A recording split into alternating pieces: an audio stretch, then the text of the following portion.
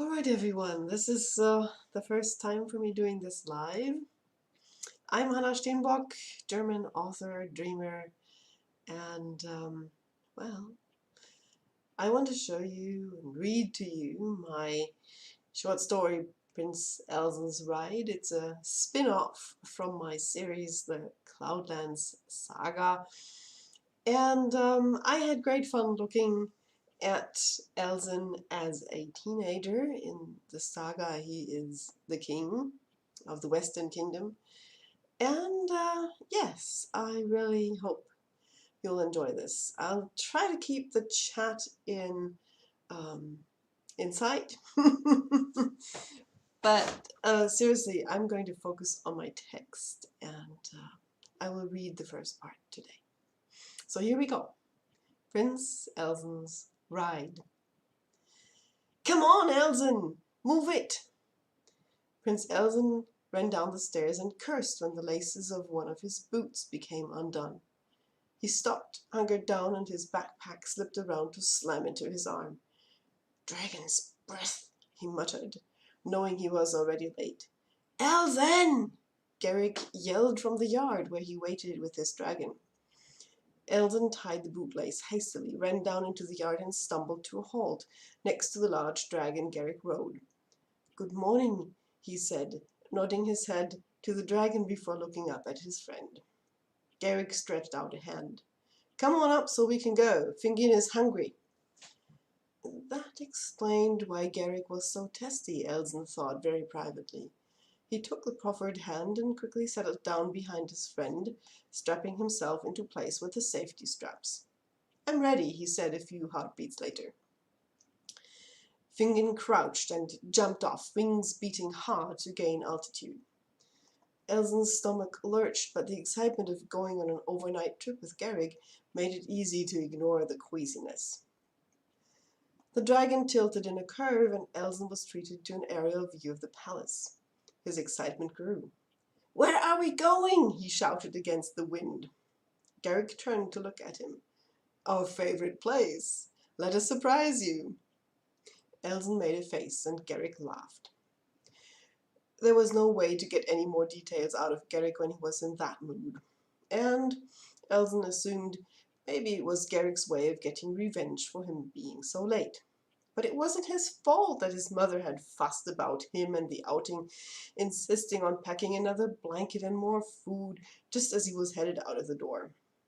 She was worse with his brother, Alden. Elsen was glad he wasn't the firstborn. Alden was rarely permitted to leave the palace at all. No, this wasn't the time to think about all the sad things, Elsen told himself firmly and lifted his eyes. The splendor of the Western Kingdom on a warm spring day was not to be wasted, especially if he could admire it from Dragonback. They were heading toward the coast, Elsen realized a little later, as the morning sun was on their backs. He breathed in the fresh, cool air, reveling in the freedom of the moment.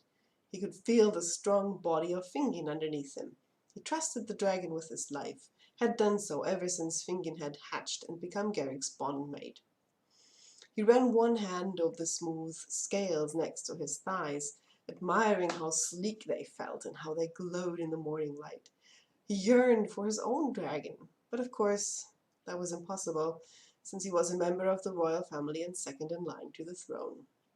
He hid a sigh and turned his thoughts to the day they had planned. First, however, Fingin would have to hunt. After a few hours of flight, the coast came in sight. And just as Elsen recognized the corrals and pastures of a cattle farm, Fingin began a spiral that would take him down to the farmhouse. What did that mean? The farmer ran out of the house just as Fingin settled in front of it. On a Dragonrider, he babbled. Please, please don't take any cattle from the near pasture. Those are my prize breeding stock. I have others, a little out to the west. That pasture has a night rock for your dragon to perch too. He waved a quivering hand. You're carrying Prince Elsen on a mission and have no time for your worries, farmer, Gerrik answered, already unbuckling his straps. Wait. Elsen put his hand on Gerrik's shoulder. What? Elsen leaned forward so that the farmer wouldn't hear what he wanted to say. Look, This man is one of my people. He's working hard. I don't mind flying out to his pasture of culls. And you know, I'd rather he'd be grateful to me than angry at us." Gerrik gave him a hard look, then shrugged. "Well, it's your time, Elsen. If you want to search for that pasture, we can do so." He buckled his straps again and looked at the farmer. "The prince tells me that your culls will do nicely," he announced. "Where do we fly?" "Fingin can surely pick up the location from the farmer's mind," Elsen said quietly, earning himself another glare. "I did," a very quiet voice said in his mind, and Elsen hid a grin. He treasured those rare moments when Fingin deigned to speak to him. The farmer explained with much gesturing and finally thanked them in a shaky voice. "Thank you, honored Dragonrider, my prince. Thank you so much." He bowed much too deeply for Elsen's liking, but he could feel Gerrik take a deep breath. "Fine, we'll hunt there." Fingin took off with a mighty jump, and the farmer backed away quickly. Well, I'm going to leave that here. I will read the next installment soon. I don't know yet exactly when. But until then, enjoy the rest of your day. Bye for now.